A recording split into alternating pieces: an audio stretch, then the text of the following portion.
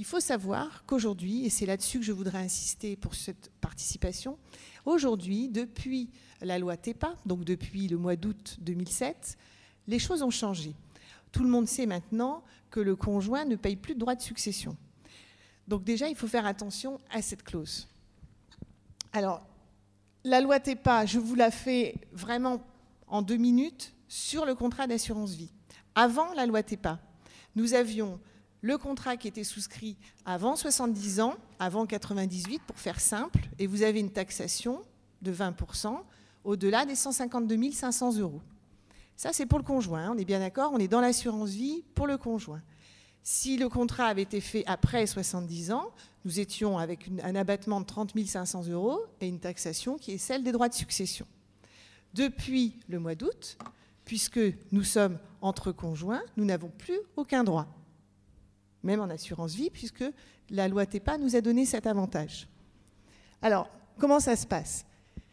Si vous utilisez une astuce qui est celle de démembrer la clause bénéficiaire, vous allez voir l'impact que ça va avoir sur la succession future, donc la succession du second, du conjoint survivant, par rapport à la loi TEPA.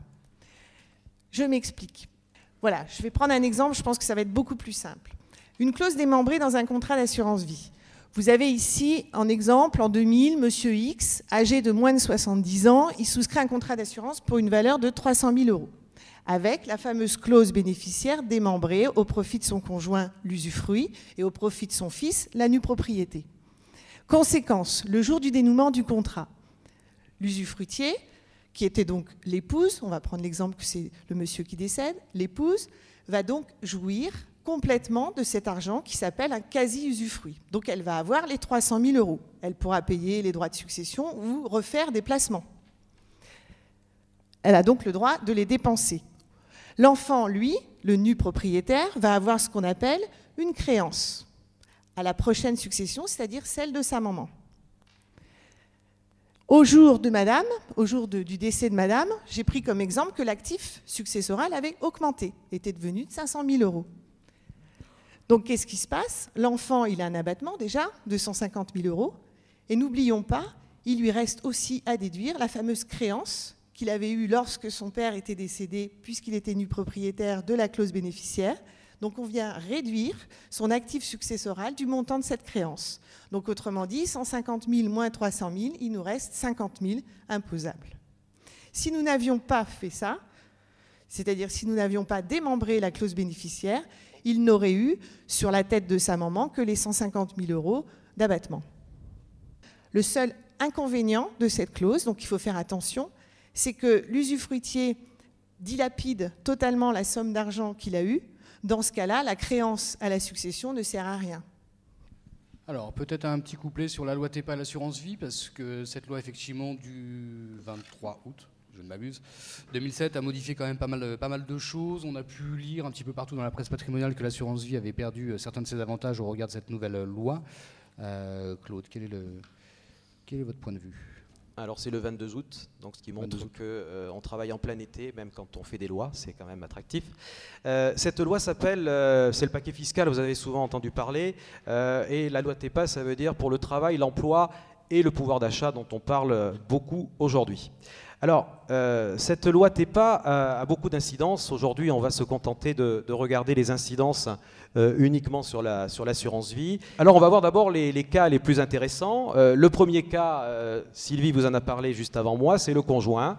Donc, je ne m'étendrai pas. Simplement, si le conjoint est bénéficiaire d'un contrat d'assurance vie, il est totalement exonéré de droits de succession. Et là encore, quel que soit le dispositif fiscal existant antérieurement. Donc là, il y a une exonération totale, ça simplifie les choses, si je puis dire.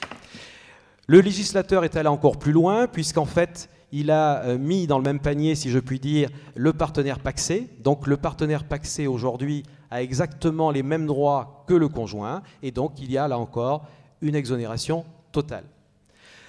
Un troisième cas de figure qui peut concerner certains d'entre vous, c'est les frères et sœurs, qui peuvent être là encore totalement exonérés de droits de succession. Il faut par contre respecter 3 conditions. La première, il faut qu'ils soient veufs, divorcés, séparés de corps ou célibataires. Deuxième condition, il faut soit avoir plus de 50 ans ou en tout cas atteint d'une infirmité l'empêchant de subvenir à ses besoins. Et enfin, il faut occuper le même domicile 5 ans avant le décès. Donc il faut remplir ces 3 conditions, mais dans la mesure où on les remplit, il y a là encore une exonération totale des droits de succession.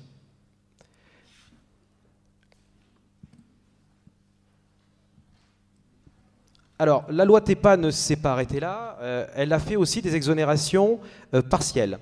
Premier cas de figure, c'est les enfants vivants ou représentés. Et donc, grâce à la loi TEPA, on va pouvoir cumuler l'abattement sur l'assurance vie et l'abattement successoral qu'on n'aurait pas utilisé par ailleurs et qui était donc de 150 000 € indexé à 151 950 €. Alors, pour les autres bénéficiaires, rapidement, bien sûr, les avantages sont moins importants, mais on a vu quand même que les bénéficiaires qu'on a cités ont quand même des avantages non négligeables. Alors, les frères et sœurs qui ne rempliraient pas les 3 conditions dont je vous ai parlé tout à l'heure ont droit à un abattement de 15 195 €.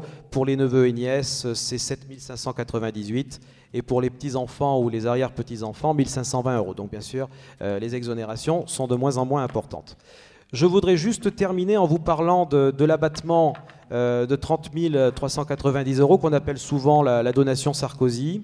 Il s'agit en fait d'un don unique qui est fait d'ailleurs sans délai dans le temps, c'est-à-dire qu'on peut faire à tout moment, et on peut le faire soit à un enfant, soit à un petit-enfant, soit même à un arrière-petit-enfant, ou en tout cas à défaut de descendants, à des neveux et nièces. Et si l'on remplit 2 conditions, qui sont le donateur doit avoir moins de 65 ans et le donataire, donc la personne qui reçoit la donation, doit avoir plus de 18 ans. Et dans la mesure, bien sûr, où cette donation se fait en pleine propriété, il y a donc là encore l'exonération de ce montant-là, encore une fois, par nombre de bénéficiaires que l'on souhaite utiliser. C'est relativement simple puisqu'il suffit de faire une déclaration au service de l'enregistrement et donc l'avantage, on peut bénéficier donc de cet avantage. Je vous propose de passer de l'autre côté de la barrière. Cette fois-ci, on va du côté des fournisseurs, donc des gens qui travaillent en architecture ouverte, avec Véronique Lux de Scandia.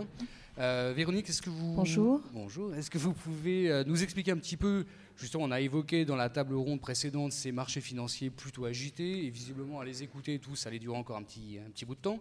Il y a quand même un volet financier relativement important dans ces contrats d'assurance vie multi-support. Comment, aujourd'hui, en tant qu'assureur ou plateforme, vous pouvez proposer des solutions qui permettent de gérer plus sereinement ? Oui, tout à fait. Donc, je vais vous parler de l'évolution du contrat d'assurance vie, puisque l'assurance vie a toujours été le placement préféré des Français, c'est vrai, et ces 5-10 dernières années, l'assurance vie a très fortement évolué. Les contrats n'ont plus rien à voir avec ce qu'ils avaient pu être il y a 5 ans, où on pouvait trouver des fonds euros essentiellement, éventuellement 1 ou 2 fonds pour diversifier.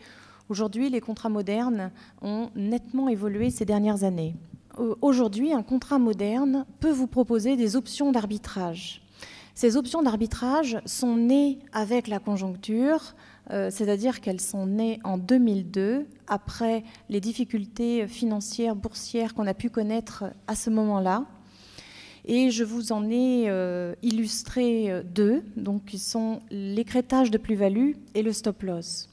Pour vous expliquer simplement quels sont ces mécanismes, nous sommes partis d'un constat simple qui est « je souhaite préserver mon capital ». Donc quand les marchés sont haussiers, idéalement, j'aimerais mettre de côté une partie ou toute ma plus-value. Et quand les marchés sont baissiers, eh bien, limiter la perte.